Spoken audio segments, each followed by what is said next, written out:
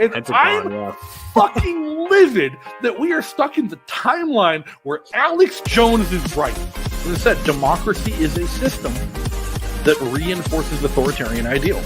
Why aren't the Amish afraid of COVID? Because they don't have TVs. They were posting some crazy shit like months ago. Remember that? You brought a freaking guillotine. I did. Being a victim of a tragedy doesn't make you an expert in public policy. Somebody telling them to stand up for their rights is disinformation. Kind of works. Oh no! Oh, okay, no. You want to make the world a better place? Have some babies and raise them to not be stupid. Man, governments are not going to like this shit. Ladies and gentlemen, boys and girls, activists and people of the internet, thank you for joining another episode of O'Donnell for Liberty R&R. As always, I'm your host, Justin. Thanks for tuning in for this exclusive YouTube and Odyssey content. This program is only available to our video subscribers, but if you want to tune back in for our audio interview series and episodic interview series, you can catch that on Anchor, Spotify, Apple Podcasts, or anywhere else you listen to your daily podcasts. Before we get started, make sure you hit that subscribe button and turn on notifications to keep up to date with future shows. And if you enjoy watching and listening, you can be an early supporter of the program by following the Patreon link in the description and signing up to join our production team. If you want to keep in touch between shows, follow me on social media, join our community Discord channel where you can chat with other fans about the show at any time, and all those links are in the description as well. Today, we're going to be talking toxic masculinity because this is something you all sent me. For this R&R series, that's how we're going to run it. When you guys send me something you want me to react to, we're going to react to it. So, we're going to take questions, so make sure you hit that like button, leave some comments, tell us what you think in the chat, and let's get right into it with the New York Times. Now, first off, this is not a new article.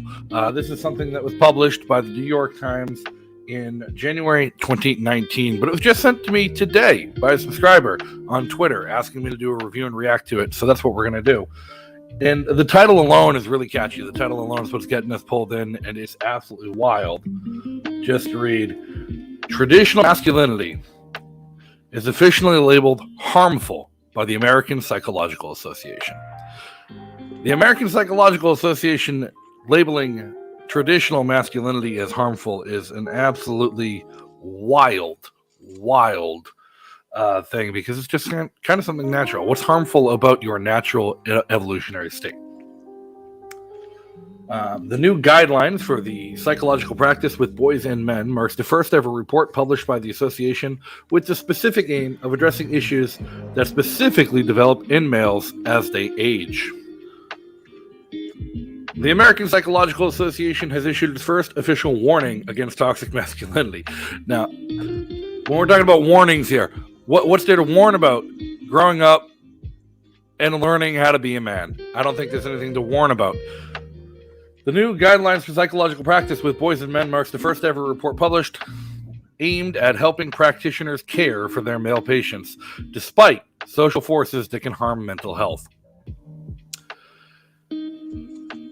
I think the point they're going to get at here, and it's a point I hear with a lot of toxic masculinity arguments, a lot of people who argue about toxic masculinity, is that toxic masculinity is more harmful to men because of the negative impact it has on mental health and people's ability to be resilient in the face of mental health crises. And there's the old argument, suck it up, be a man, rather than dealing with your issues and your mental health that might arise.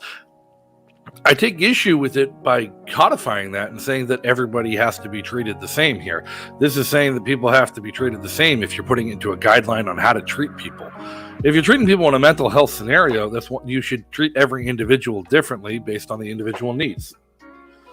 Citing more than 40 years of research, the American Psychological Association warns against the masculinity ideology, which defines as a particular constellation of standards that have held sway over large segments of the population, including anti-femininity, achievement eschewal, and the appearance of weakness, and the adventure, risk, and violence. I don't think 40 years of research can tell you that any boy growing up idolizes adventures and risk. Anybody growing up, we're a combative and militant species. Violence is part of how our species survives. Anti-femininity is, sure, you can say that it's harmful, but to say that that it can't be part of somebody's personality, that you can't treat somebody for that you can't embrace a positive outlook on life if somebody pursues a masculine identity and a masculine ideology and achievement, focusing on achievement, I think is something that we should do. We should absolutely focus on achievement, because when we fail to focus on achievement, we focus on failure. And refusal to appear weak. The reason people fight against the appearance of weakness and eschewing the appearance of weakness is more biological and evolutionarily ingrained in any species than any of these. And to say that that's a bad thing, that people would see not wanting to appear weak to their competitors or their rivals or fellow alpha males, is absolutely astounding. Traditional masculinity ideology has been shown to limit males' psychological development, constrain their behavior, result in gender role strain and gender role conflict, and negatively influence mental health and physical health, according to a 36-page report featured in January's issue of Monitor Psychology. That's absolutely outrageous. Traditional masculine ideology grew men that fought and died and won the greatest wars in history. Traditional masculine ideology gave us the greatest leaders in history. Traditional masculine ideology gave us the greatest fighters and inventors in history. It helped build armies and empires. Sure, it might have negative effects on people's mental health, but to put that in broad scope and say everyone must be treated the same is absurd. Conforming to the norms of the masculinity ideology can result in suppressing emotions and masking distress in young boys, as well as more risk-taking and aggressive behavior, and a lack of willingness to seek out help. The report additionally contends this can lead to traits like homophobia, and pave the way for sexual harassment, bullying, and violence against others and themselves. Pave the way for traits such as homophobia. So now they're calling homophobia a trait, which is wild and mind-blowing to me. Seamus in chat, toxic masculinity has been come up with by petty, no competitive men and ugly, passed-over feminist women. Where am I wrong? I think you're wrong. I think they came up with the word toxic. I don't think they came up with toxic masculinity, because all they did was add the word toxic to traditional masculinity. But causing distress in young boys, as well as more risk-taking and aggressive behavior. The people who engage in risk-taking and aggressive behavior are your future CEOs. The people who engage in risk-taking and aggressive behavior are your future senators and politicians. The people who engage in risk-taking and aggressive behavior are the people who lead the world. We don't need less of them. We need more of them. We need more people willing to stand up against the oppression of government, the oppression of culture, and the complete and utter distraction from the survival of our human species and our human race. And we need more people taking aggressive and risky behavior, because aggressive and risky behavior is how we find new things that work. The American Psychological Association also invoked a series of sobering statistics to emphasize that traditional masculinity, marked by stoicism, competitiveness, dominance, and aggression, is on the whole harmful. This is the always the tie at the why mentality, saying competitiveness is harmful. Competitiveness is harmful. Teaching your young children to compete and win is harmful, is what they believe. Dominance and aggression, winning, is harmful, they believe. Stoicism, also known as mental resilience, taking the world as it comes and making the best of it, is harmful, according to these people, and it's mind-blowing. For example, despite being 4 times more likely to die of suicide than women, men are significantly less likely to be diagnosed with internalizing disorders because they don't conform to traditional stereotypes about a men's emotionality. Men in the United States also commit an estimated 90% more homicides than women and are also much more likely to be arrested for domestic violence. This last sentence is irrelevant to the point. I don't think it's needed in this, but I will actually agree with them here.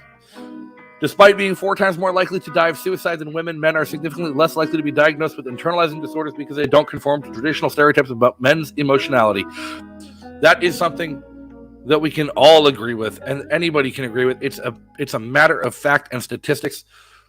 Men's mental health is not taken seriously in this country or in this world or in our time, in our generation. Men's mental health is thrown to the wayside and ignored. And that's not a symptom of toxic masculinity. That's a symptom of toxic expectations, of cultural expectations of men to be the strong men to move on. It's not toxic masculinity that pushes the boys to ignore the problems. It's not parents raising their children wrong that pushes boys to ignore their problems. A lot of it has to do with feminism and women pushing men to hide their problems because they're belittled and looked down on if they admit that they have problems.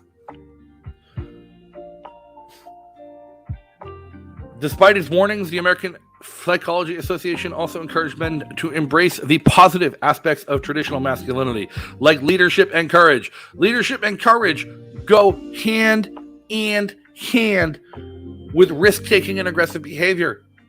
Because a leader is the person who's going to take the risks. A leader is the person who's going to put themselves out there and risk failure to prove a new concept, to prove a new mission. A leader is the person who is going to be toxic as they fight for innovation and change.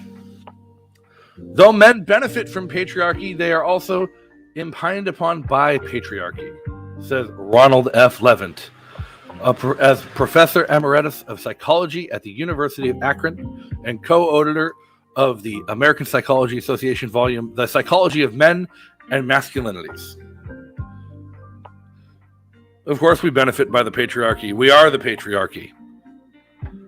People who hate the patriarchy don't hate in equal circumstances. They tend to just hate men. Guidelines for the psychological practice with boys and men additionally calls on those treating male patients to recognize their own bias and urges them to address how power, privilege, and sexism works, both by conferring benefits to men and by trapping them in their narrow roles. That's it. That's a short article. It's a crazy article. It's a wild article. It's kind of retarded. Hope I don't get canceled for using the R word. Guess it's worse than using the man. Because masculinity is what's under attack and what's challenged here. If you guys want to check out this article, the link is in the description. Again, somebody on Twitter sent me this and asked me to do a reaction. I just think it's kind of abysmal that we've gotten to the point where we are considering traditional masculine traits to be harmful to boys and men, when traditional masculinity has led the evolution of mankind. It has led the development of modern culture and modern empires to be where they are today. But it is what it is. The left, when they can't win the culture war, will go to academia to utilize the force of medicine and the force of government to impose their will. It's been a short video, guys. It's been a short day, and I just want to thank everyone for tuning in. And until next time, be free. Thanks again for tuning in and joining us tonight. Make sure you hit that like button and leave a comment below to let us know your thoughts. If you haven't subscribed, go ahead and hit that big red subscribe button on YouTube and turn on notifications to get alerted every time we go live. If you enjoyed this, join our production team by following the link in the description. And don't forget to follow on social media and join our community Discord channel by following the link in the description as well. The best part of all of this is the community that we're building and growing. So go ahead and join. And thanks once again to our awesome sponsors and patrons for making all of this possible. And if you can't catch the show live, always catch it next day on YouTube, Odyssey, Anchor, Spotify, Apple Podcast Breaker, and wherever else you listen to your favorite podcast. So until next time, everybody, be free.